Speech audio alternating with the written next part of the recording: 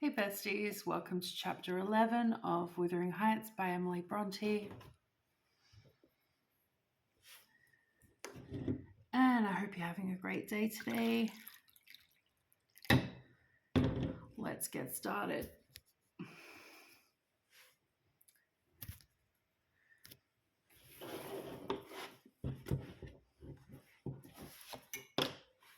Sometimes while meditating on these things in solitude, I got up in a sudden terror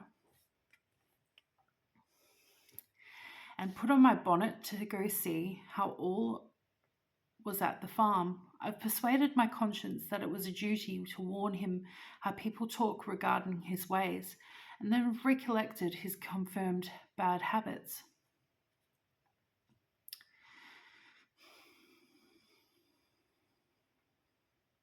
And hopeless of benefiting him, have flinched from re-entering the dismal house, doubting if I could bear to be taken at my word. One time I passed the old gate, going out of my way on a journey to Gimmerton. It was about the period that my narrative had reached, a bright frosty afternoon, the ground bare, and the road hard and dry. I came to a stone where the highway branches off to the moor at your left hand, a rough sand pillar with the letters WH cut on its north side, on the east G, and on the southwest TG. It serves as guidepost to the Grange, Heights, and village. The sun shone yellow on its grey head, reminding me of summer, and I cannot say why, but all at once a gush of child's sensations flowed into my heart. Hindley and I held a favourite spot 20 years before. I gazed long at the weather-worn block, and stooping down perceived a hole near the bottom still full of snail shells and pebbles, which we were fond of storing there with more perishable things, and as fresh as reality, it appeared that I beheld my early playmate seated on the withered turf, his dark, square head bent forward, and his little hands scooping out the earth with a piece of slate.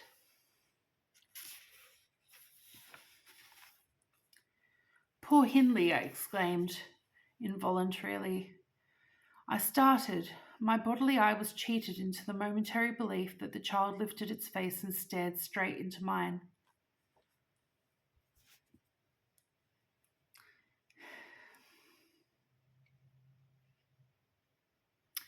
It vanished in a twinkling, but immediately I felt an irresistible yearning to be at the heights. Superstition urged me to comply with this impulse, supposing he should be dead, I thought, or should die soon, supposing it were a sign of death. The nearer I got to the house, the more agitated I grew, and on catching sight of it I trembled every limb. The apparition had outstripped me, and it stood looking through the gate. That was my first idea on observing an elf-locked, brown-eyed boy setting his ruddy countenance against the bars. Further reflection suggested this must be Hareton, my Hareton, not altered greatly since I left him 10 months since. "God bless thee, darling," I cried, forgetting instantaneously my foolish fears. "Hareton, it's Nelly, thy nurse." He retreated out of an arm's length and picked up a large flint. "I am come to see my father Hareton," I added, guessing from the action that Nelly, if she lived in his memory at all, was not recognised as one with me. He raised his missile to hurl it. I commenced a soothing speech, but could not stay his hand. The stone struck my bonnet, and then ensued from the stammering lips of the little fellow a string of curses which, whether he comprehended them or not, were delivered with practised emphasis, and distorted his baby features into a shocking expression of malignity. You may be certain this grieved more than angered me. Fit to cry, I took an orange from my pocket and offered to propitiate him. He hesitated, and then snatched it from my hold, as if he fancied I only intended to tempt and disappoint him. I showed another, keeping it out of his reach. "Who has taught you these fine words, my bairn?" I inquired. "The curate?" "Damn the curate and thee, give me that," he replied. "Tell us where you got your lessons, and you shall have it," said I. "Who's your master?" "Devil Daddy," was his answer. "What do you learn from Daddy?" I continued. He jumped at the fruit. I raised it higher. "What does he teach you?" I asked. "Naught," said he. but to keep out of his gate. Daddy cannot bide me, because I swear at him. Ah, and the devil teaches you to swear at Daddy, I observed. Aye, nay, he drawled. Who then? Heathcliff. I asked if he liked Mr. Heathcliff. Aye, he answered again. Desiring to have his reasons for liking him, I could only gather the sentences. I know what he pays Dad back. When he gives to me, he curses Daddy for cursing me. He says I mun do as I will. And the curate does not teach you to read or write then, I pursued. No, I was told the curate should have his teeth dashed down his throat if he stepped over the threshold. Heathcliff promised that.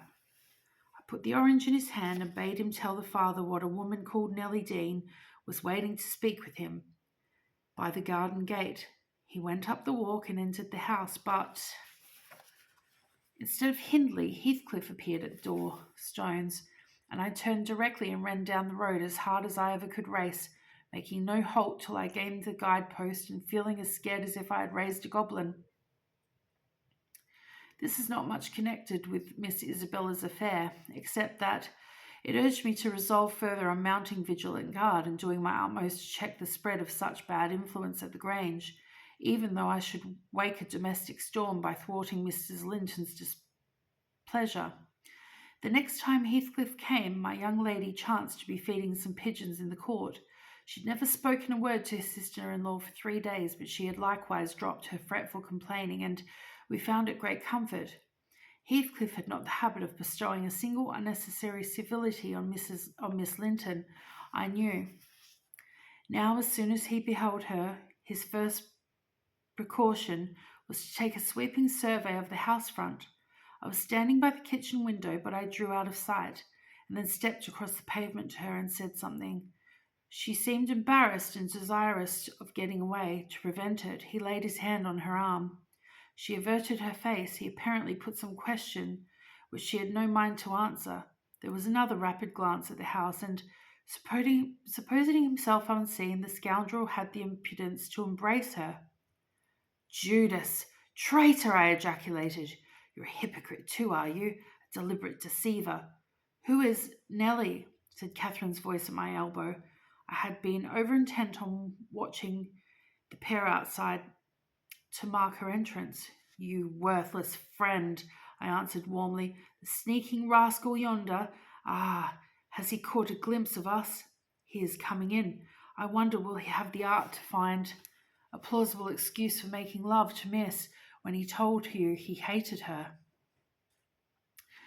Mrs. Linton saw Isabella tear herself free and run into the garden, and a minute after Heathcliff opened the door. I couldn't withhold giving some loose to my indignation, but Catherine angrily insisted on silence and threatened to order me out of the kitchen if I dared be so presumptuous as to put in my insolent tongue. To hear you, people might think you were the mistress, she cried. You want setting down in your right place, Heathcliff. What are you about, raising this stir? I said you must let Isabella alone. I beg you will, unless you are tired of being received here and wish Linton to draw the bolts against you. God forbid that he should try, answered the black villain. I detested him just then. God set him meek and patient. Every day I grow madder after sending him to heaven. Hush, said Catherine, shutting the inner door. Don't vex me. Why have you disregarded my request? Did she come across you on purpose? What is it to you? He growled. I have a right to kiss her if she chooses, and you have no right to object. I'm not your husband. You needn't be jealous of me. I'm not jealous of you, replied the mistress.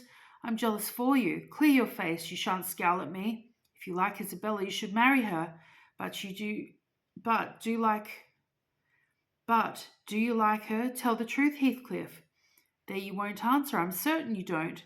And would Mr. Linton approve of his sister marrying that man? I inquired.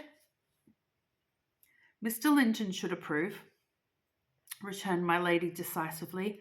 He might spare himself the trouble, said Heathcliff. I could do as well without his approbation. And as to you, Catherine, I have a mind to speak a few words now, while we're at it. I want you to be aware that I know you have treated me infernally, do you hear? And if you flatter yourself that I don't perceive if you are a fool, and if you think I can be consoled by sweet words, you're an idiot. and if you fancy I'll suffer unrevenged, I'll convince you of the contrary in a very little while. Meantime, thank you for telling me your sister-in-law's secret. I swear I'll make the most of it and stand you aside." "What new phase of this character is this?" exclaimed Mrs. Linton in amazement. "I've treated you infernally, and you'll take revenge. How will you take it, ungrateful brute? How have I treated you infernally?" "I seek no revenge on you," replied Heathcliff, less vehemently. "That's not the plan. The tyrant grinds down his slaves, and they don't turn against him, they crush those beneath them. You are welcome to torture me to death for your amusement only. Allow me to amuse myself a little in the same style, and refrain from insult, as much as you are able. Having levelled my palace, don't erect a hovel, and complacently admire your own charity in giving me that for a home. If I imagined you really wished me to marry Isabella, I'd cut my throat." "Oh, the evil is that I'm not jealous, is it?" cried Catherine. "Well, I don't repeat my offer of a wife. It is as bad as offering Satan a lost soul. Your bliss lies, like his, in inflicting misery. You prove it. Edgar is restored from ill temper he gave way to at your coming. I begin to be secure and tranquil, and you, restless to know us at peace, appear resolved on exciting a quarrel.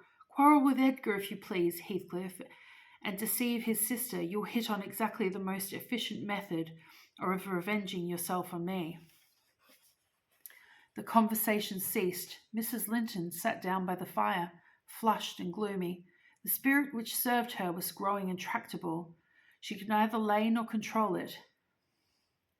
He stood on the hearth with folded arms, brooding on his evil thoughts, and in a position I left to seek the master, who was wondering what kept Catherine below so long. "Ellen," said he, when I entered, "have you seen your mistress?" "Yes, she's in the kitchen, sir," I answered. "She's sadly put out by Mr. Heathcliff's behaviour, and indeed, I do think it's time to arrange his visits on another footing. There's harm in being too soft, and now it's come to this."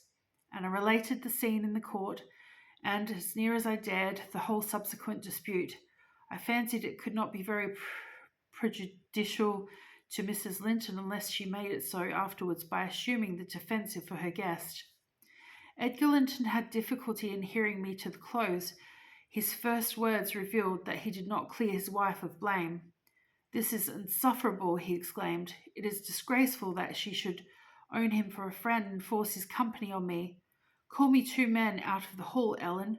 Catherine shall linger no longer to argue with the low ruffian. I have humoured her enough." He descended, and bidding the servants wait in the passage, went, followed by me, to the kitchen. Its occupants had recommenced their angry discussion. Mrs. Linton, at least, was scolding with renewed vigour. Heathcliff had moved to the windows and hung his head, somewhat cowed by her violent rating apparently.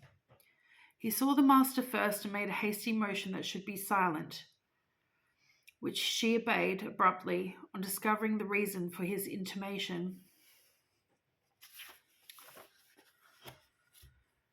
"How is this?" said Linton, addressing her.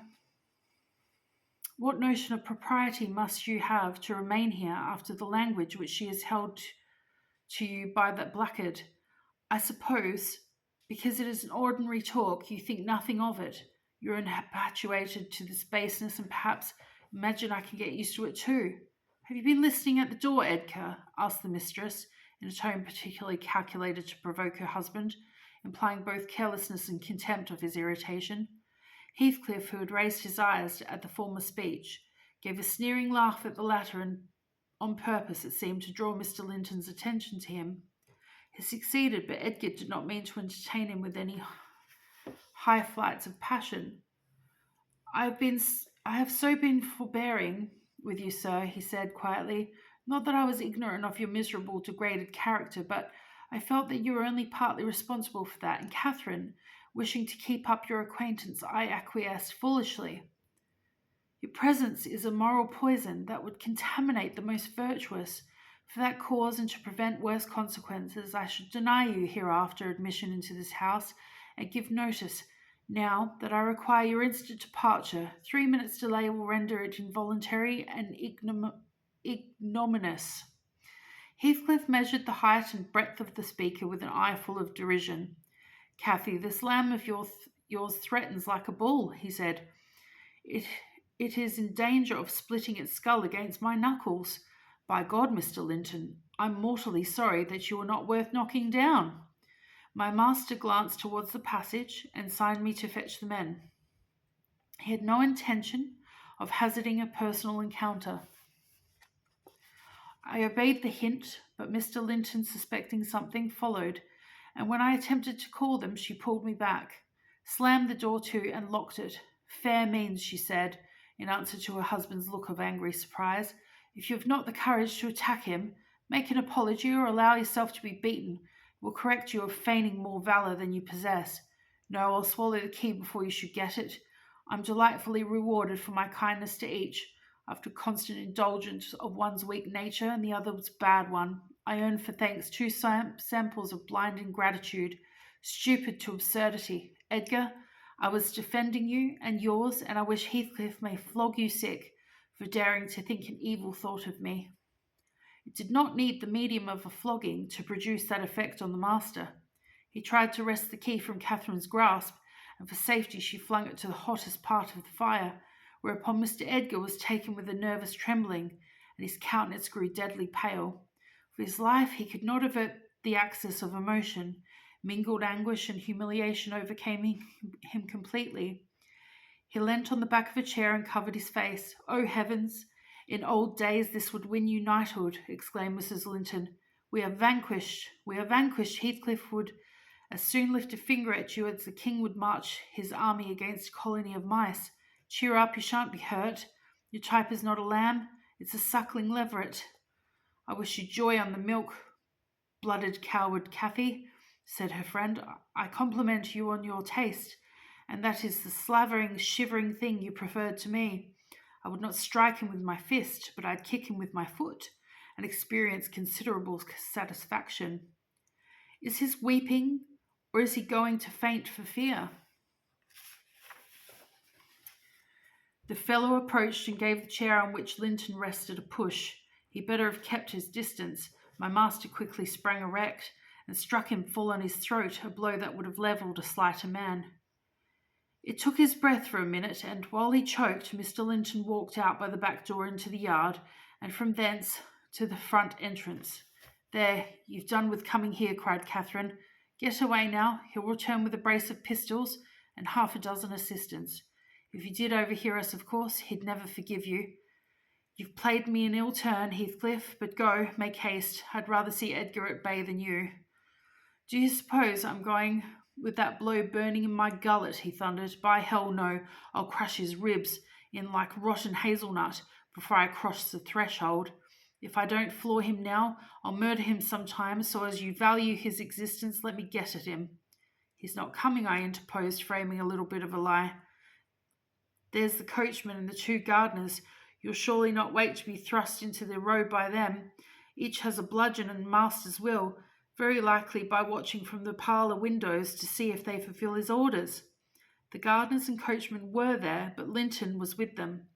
They had already entered the court. Heathcliff, on second thoughts, resolved to avoid a struggle against three underlings. He seized the poker, smashed the lock from the inner door, and made his escape as they trampled in. Mrs. Linton, who was very much excited, bid me accompany her upstairs. She did not know my share in contributing to the disturbance, and I was anxious to keep her in ignorance. I'm nearly distracted, Nellie, she exclaimed, throwing herself on the sofa. 1,000 Smith's hammers are beating in my head. Tell Isabella to shun me. This uproar is owing to her, and should she or anyone else aggravate my anger at present, I shall get wild. Nellie, say to Edgar, if you see him again tonight, that I'm in danger of being seriously ill, and I wish it may prove true. He has startled and distressed me shockingly. I want to frighten him. Besides, he might come and begin a string of abuse or complainings. I'm certain I should recriminate, and God knows where we should end. Will you do so, my good Nellie? You're aware that I am no way blamable in this matter. What possessed him to turn listener? Heathcliff's talk was outrageous after you left us, but I could soon have diverted him from Isabella, and the rest meant nothing. Now all is dash, wronged by the full craving to hear evil of self that haunts some people like a demon. Had Edgar never gathered our conversation, he would never have been worse for it. Really, when he opened on me in the unreasonable tone of displeasure after I had scolded Heathcliff till I was hoarse for him, I did not care hardly what they did to each other, especially as I felt that, however the scene closed, we should all be driven asunder for nobody knows how long. Well, if I cannot keep Heathcliff for my friend, if Edgar will be mean and jealous, I'll try to break their hearts for breaking my own. That will be a prompt way of finishing all, and I'm punished to extremity. But it's a deed to be reserved for forlorn hope. I'd not take Linton by surprise with it. To this point he has been discreet and dreading to provoke me. You must represent the peril of quitting that policy, and remind him of my passionate temper verging, when kindled, on frenzy. I wish you could dismiss the apathy out of your countenance, and look rather more anxious about me.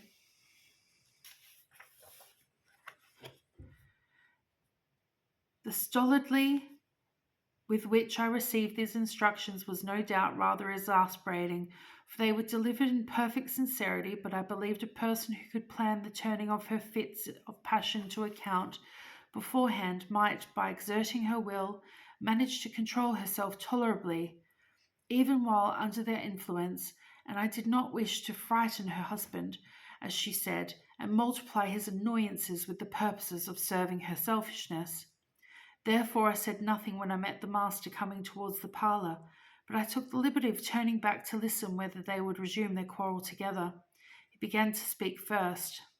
"Remain where you are, Catherine," he said, without any anger in his voice, but with much sorrowful despondency. "I shall not stay. I'm neither come to wrangle nor to be reconciled, but I wish just learn whether, after this evening's events, you intend to continue your intimacy with—" "Oh, for mercy's sake," interrupted the mistress, stamping her foot. "For mercy's sake, let us hear no more of it now. Your cold blood cannot be worked into a fever. Your veins are full of ice water, but mine are boiling, and the sight of such chilliness makes them dance." "To get rid of me, answer the question," persevered Mr. Linton. "You must answer it, and that violence does not alarm me. I have found that you can be as stoical anyone when you please. Will you give up Heathcliff hereafter, or will you give up me? It is impossible for you to be my friend and his at the same time, and I absolutely require to know which you choose." "I require to be let alone," exclaimed Catherine furiously. "I demand it. Don't you see I can scarcely stand? Edgar, you leave me." She rang the bell till it broke with a twang. I entered leisurely. It was enough to try the temper of a saint, such senseless, wicked rages. There she lay, dashing her head against the arm of the sofa and grinding her teeth, so that you might fancy that she would crash them into splinters. Mr. Linton stood looking at her in sudden compunction and fear. He told me to fetch some water. She had no breath for speaking.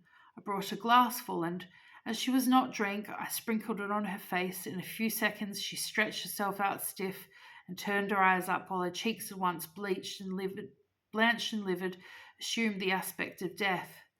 Linton looked terrified. "There's nothing in the world the matter," I whispered. I did not want him to yield, though I could not help being afraid in my heart.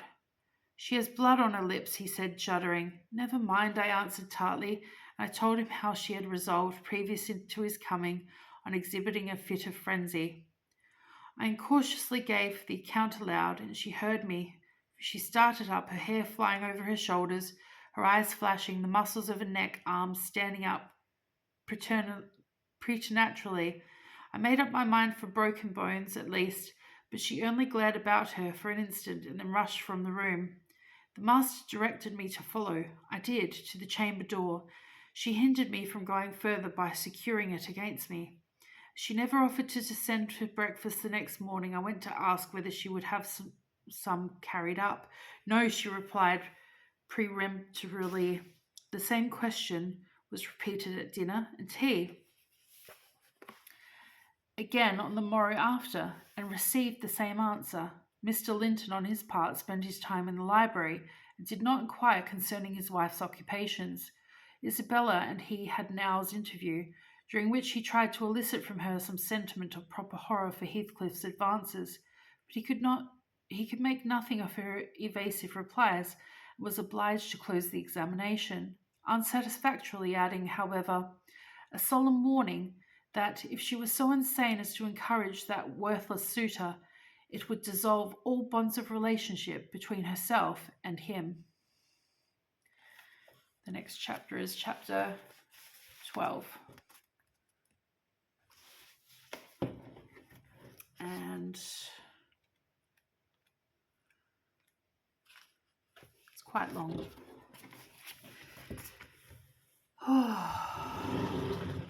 Yes, that was a big one.